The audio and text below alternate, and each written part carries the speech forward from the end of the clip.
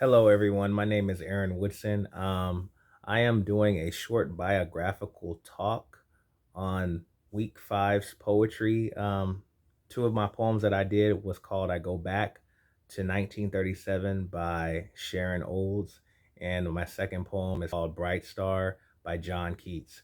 So I'm going to start off with Sharon Olds talking about her first. Her background is she was born in San Francisco, California, which is my neck of the woods where I'm from originally. And she was born there in November 19th, 1942. Uh, she grew up in a troubled home. Her father and mother, were very strict on her. Mostly her mom was very submissive, while her dad was very abusive.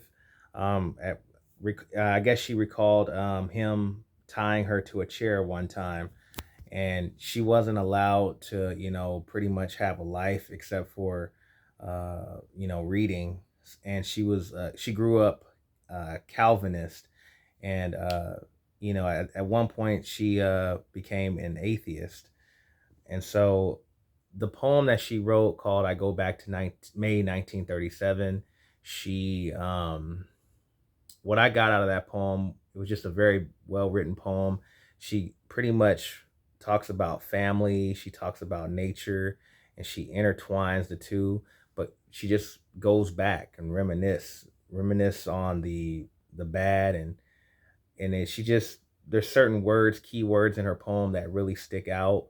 There was something in there about I believe it was Emerite, which means hermit, because that's kind of like how her life was. She was like a hermit for the most part. Now, not after studying her and doing a presentation on her work, that's kind of what life she lived as a hermit. And her mom and dad met in college. She kind of wishes that they didn't have her, but at the same time, it's a blessing, that she's alive to become who she is today. She's still alive. She graduated with her bachelor's up in Stanford University, which is in California, well-renowned school, and she got her PhD at Columbia University in New York, and she currently teaches in New York. And so she teaches creative writing.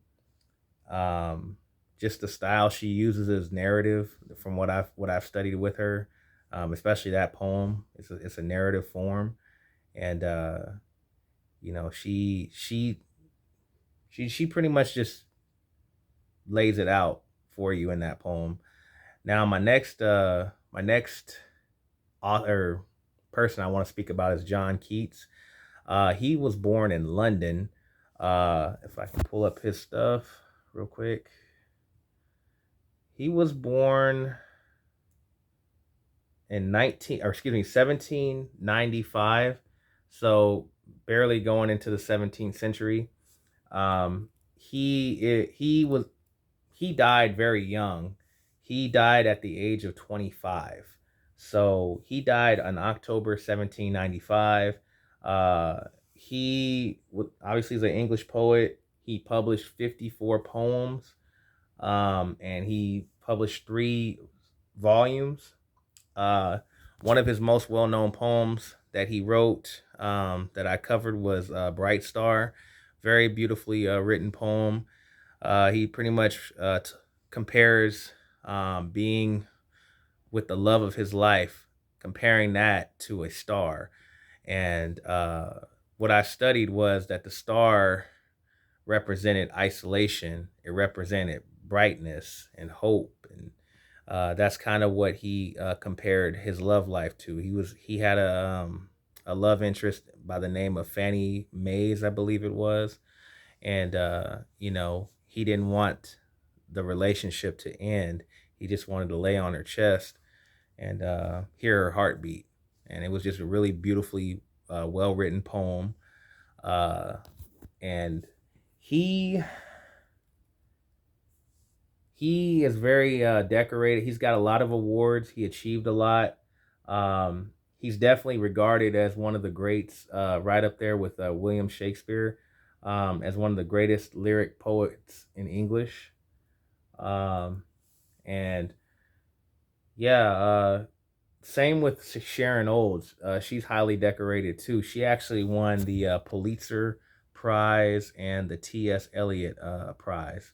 So just to give you a little bit of background information, you know, Sharon Olds' childhood was very tough, and it says with John Keats. John Keats entered, or he excuse me, he was born in his grandfather's stable, and there's no evidence of this particular birthplace. It's believed that his family was particularly poor. Um, and I know he was well educated, um, and he was very outgoing. And let's see, yeah, that's pretty much it. I mean, what I can give you on that. I know this is supposed to be a short video, so I'm gonna keep it short. Um, you know, his style of poetry was written in sonnet form. You know, just a different form, stylistically similar to Shakespeare. Sharon Olds' style was more narrative, more about nature, and you know, there's a lot of imagery. There's a lot of imagery in John Keats's poem, compared to Sharon Olds. Even though Sharon Olds does use some, but it's more prevalent in John Keats's poem, Bright Star. So I hope you guys enjoyed this video, and it was very informative. And you guys have a great one. Take care.